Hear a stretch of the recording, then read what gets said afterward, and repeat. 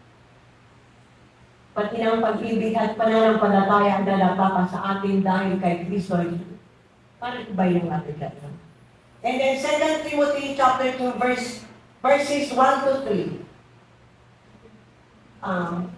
2 Timothy chapter 2 verses 1 to 3. But you keep your head in all situations, in your hardship, do the work of an evangelist. Discharge all the duties of your ministry. And then 4 to 5, chapter 4, 5, but you keep your head in all situations, in your hardship, do the work of evangelist, discharge all the duties. But keep you watchful in all things, in your affliction, do the work of evangelist, fulfill your ministry. Ito po yung pagpapasa ng heritage, pagpapasa ng legacy ni Apostle Paul. Ngayon umaga nais kong napakinggan nyo ang dandamin ko. Kasi po ako ay, I'm running 73 years old na this coming September. And ako din ay napapagod na. Pero habang ako ay malakas pa, gusto kong ipasa yung legacy sa inyo kasi alam kong kaya nila. But hindi ay ako'y magre-retire o aalis. At ito pa rin ako. Kaya lang habang may lakas pa ako, gusto kong makita ang pangitain, ang vision ng church sa pamagitan ng inyong paglilingkod. The very reason kung bakit nakikita niyo ako, na lagi akong andun sa C5, tumatakbo ako, nag-jogging ako, nag-walking ako. I'm earning 8 to 10,000 steps. It is because doon ako lumalakas. Dati masakit ang tuhod ko, ang balikat ko, but I fight that tendency na ako'y magkasakit. And I started talagang running, walking. And mula noon, yung pagkagaling namin sa Amerika, maraming sakit akong naramdaman. Pero, kakalabanin ko ito. Kasi, gusto kong makita ang takbo ng church. And then, sige lang, lakad ako ng lakad. And after mga few months, naramdaman ko na lumalakas ang katawan ko.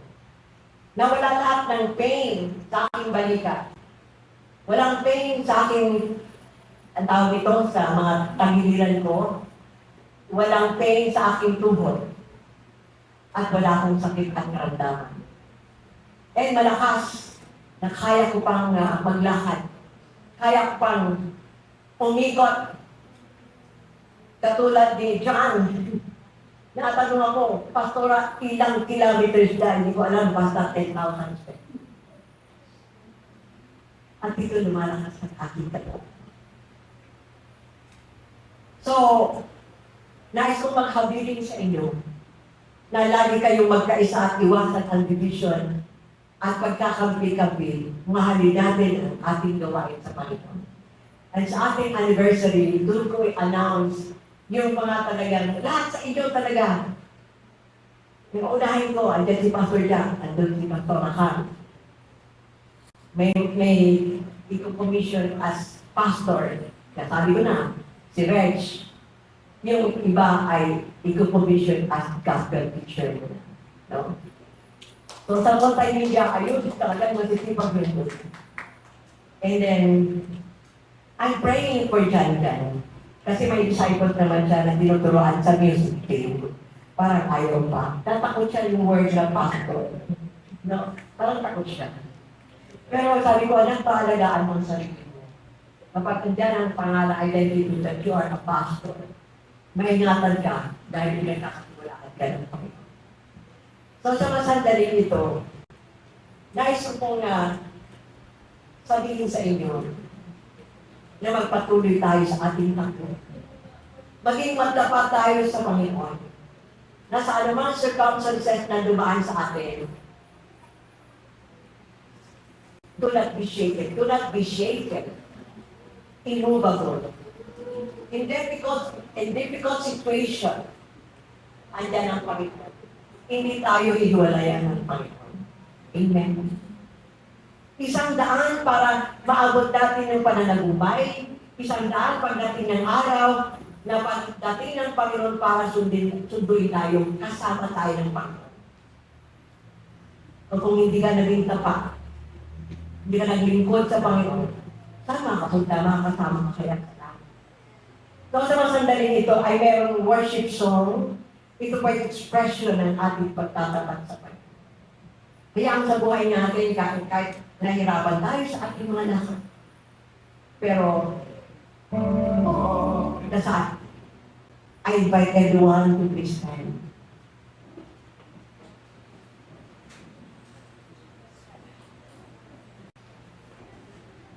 Ito na natin ang pansin. This is a very beautiful worship song. This is the song by the hymn song about faithful unto the end.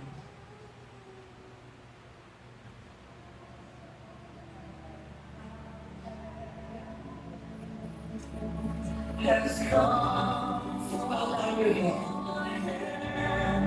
Lagi natin yung wala na siya.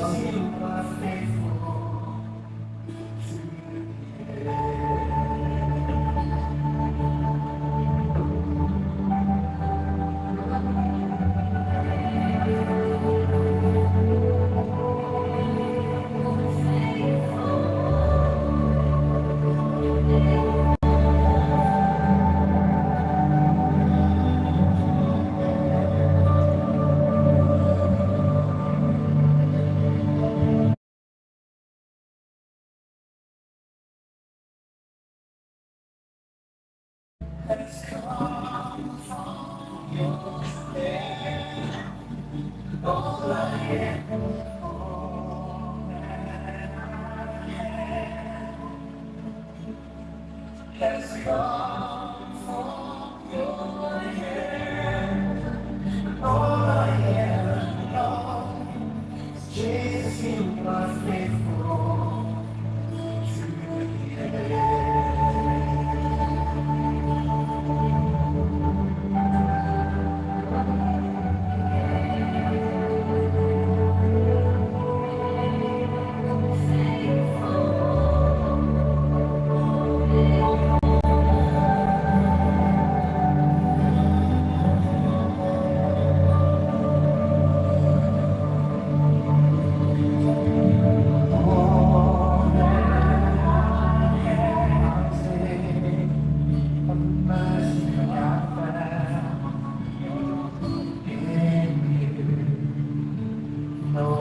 You are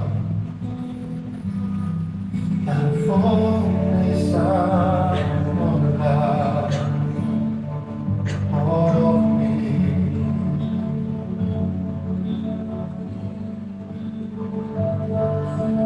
All that I have has come from your hand. Lord, I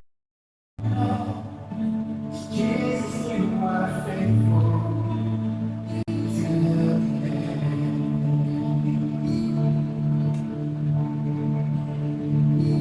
I'll tell of the wonders I've found. Sa mga sandali ito, nagagalak ang puso ng Panginoon ay pinagkatiwalaan natin.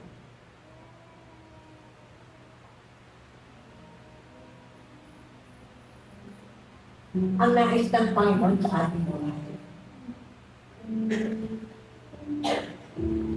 Ang buhay na ito na pinagkaloob sa atin ng Panginoon ay ito'y paglilingkod natin sa ating Diyos. At sa paglilingkod natin sa Panginoon, walang bagay na makakaagaw sa ating attention sa Panginoon. Laging maglalaan tayo ng Panginoon, ng panahon sa Panginoon. Laging araw-araw inaantay natin ang Panginoon. Alam natin na Merong mga pagtitiis sa ating mga takbuhin. Merong pagbabayad ng presyo na kahit ikaw napapagod, kahit ikaw nagugutom, kung ang gagawin mo para sa Panginoon, ito ang pipiliin natin. May mga panahon na meron tayong mga pagsubok. Merong panahon na mabigat ang ating malakad.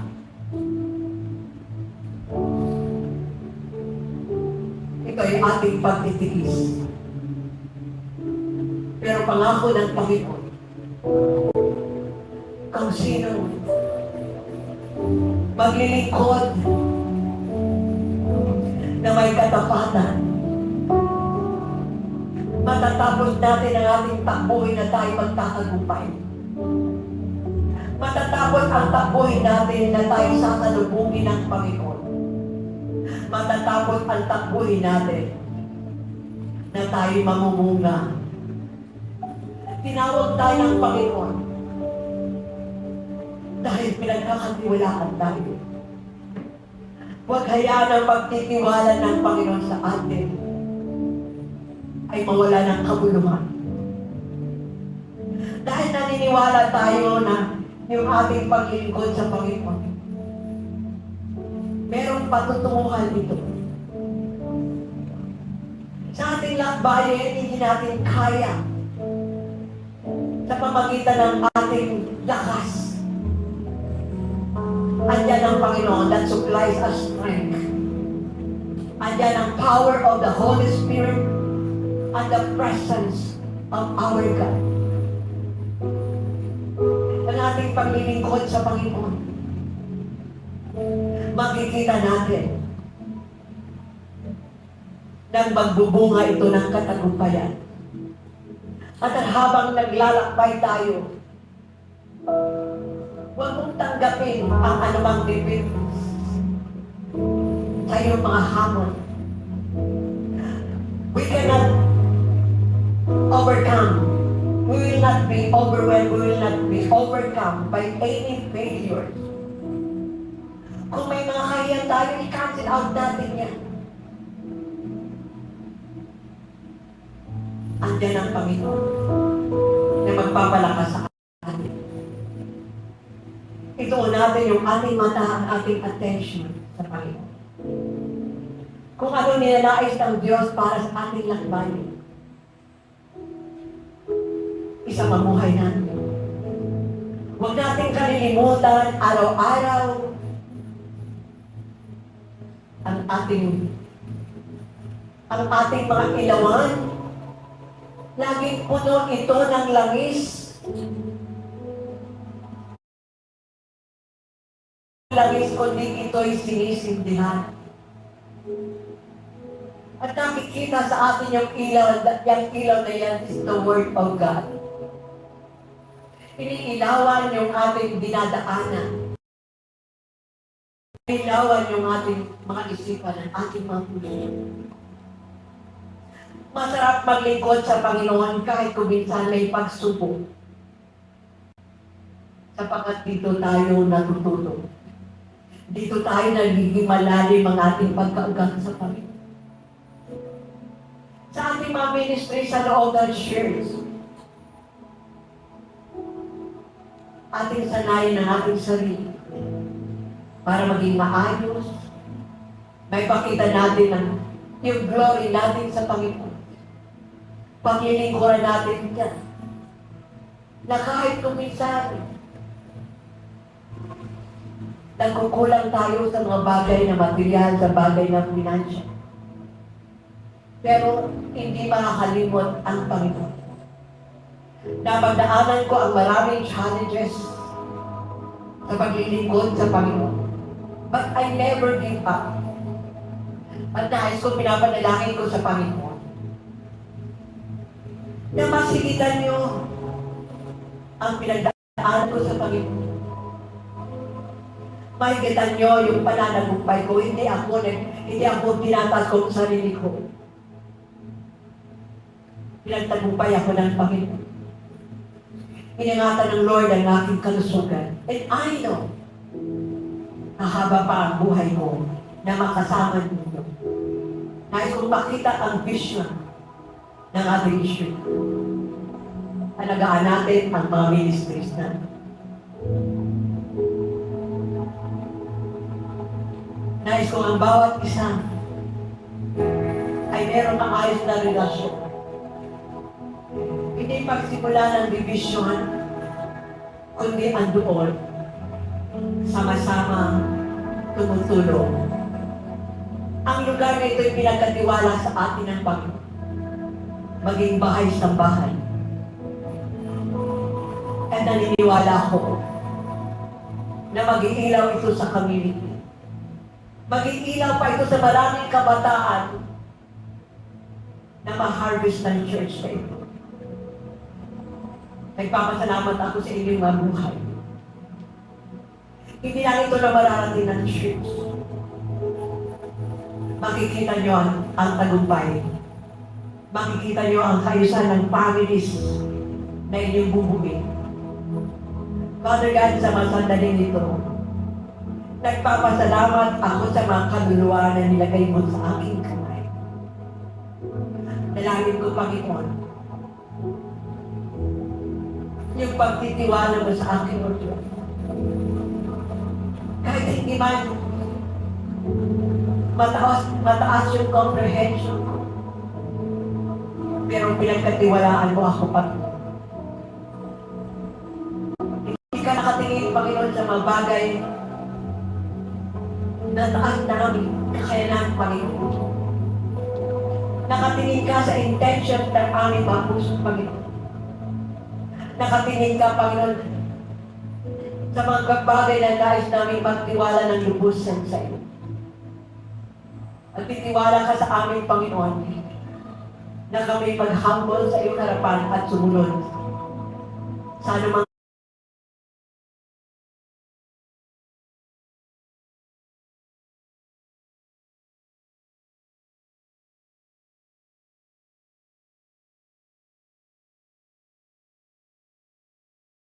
Lord. At sa anumang pinagsimulan nilang lakbayin, Panginoon. I declare, Lord, lahat sila ay makakatapos.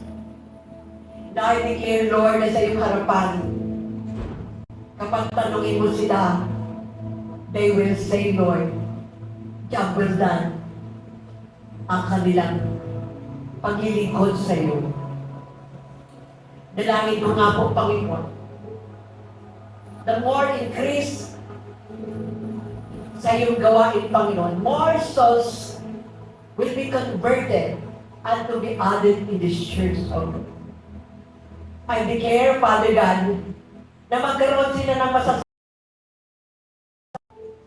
I declare, Father God, sa pamagitan ng kanilang katapatan, O Diyos, ma-improve nila ng lubusan ang kanilang mga ministries, Panginoon.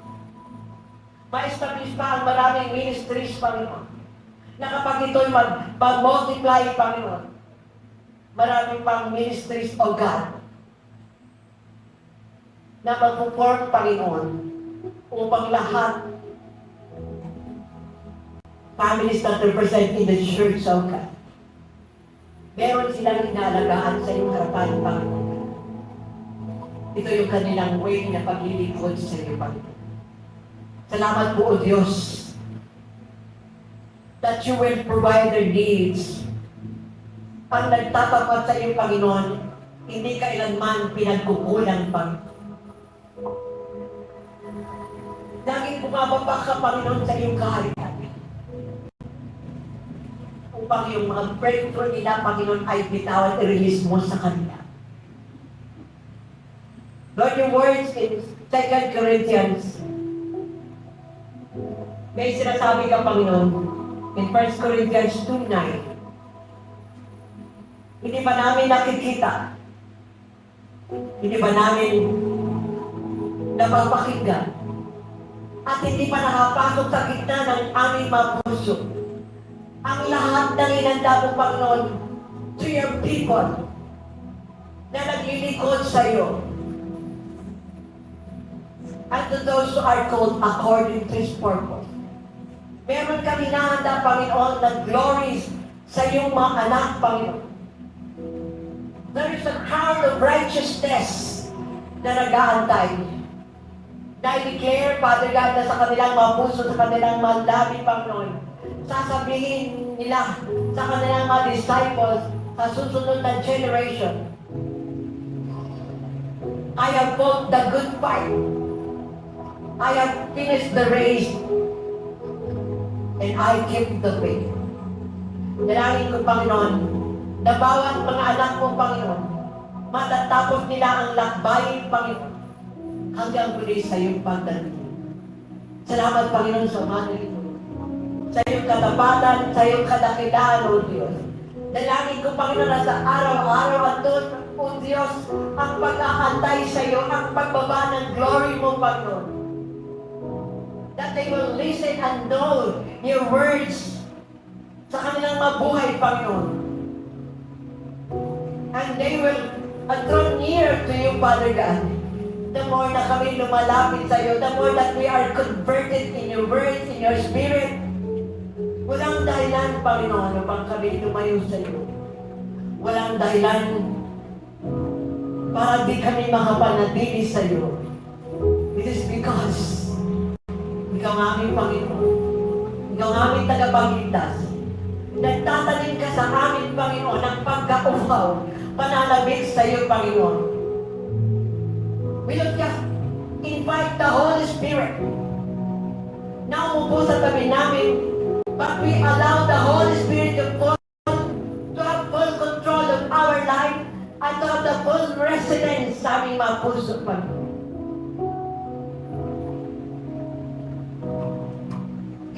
If our heart are burning and yearning for you, O God, walang kaaway na makalapit sa amin. 1,000 may fall at our side and 10,000 at our right side. Hindi sila makakalapit sa amin, Panginoon, because makikita ng aming mata, sila ay you have consumed them, Father God. And thank you, Lord, sa pananatili namin sa iyo, O God. Our spirit is alive in you. And the spirit of darkness are being destroyed. Maraming salamat, Panginoon, sa umagang ito. Bless your people, O God. Thank you, Lord. May the grace of the Lord Jesus and the love of the Father and the Holy Spirit be upon them, be upon us all. Amen and amen. Palamakan natin.